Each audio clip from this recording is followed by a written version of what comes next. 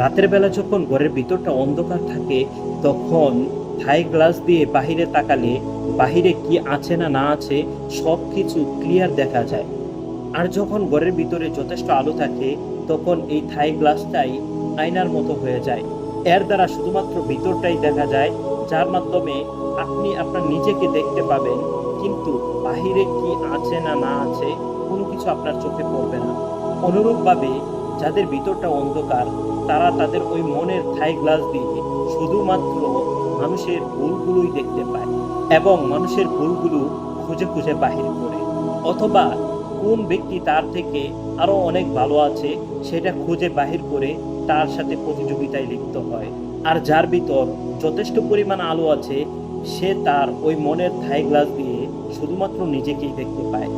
তখন সে নিজের মাঝে থাকা ভুলগুলো অনুধাবন করতে পারে এবং তা শুধরে নিজেকে আরো অনন্য উচ্চতায় নিয়ে যেতে পারে।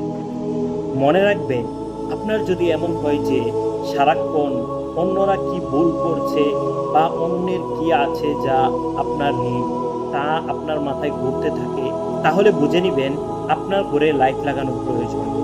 আর সেই লাইট হতে পারে কুরআন এবং হাদিসের লাইট, যার মাধ্যমে আমাদের দুনিয়া এবং আখিরাতে কামিয়াবি লাভ করতে পারব।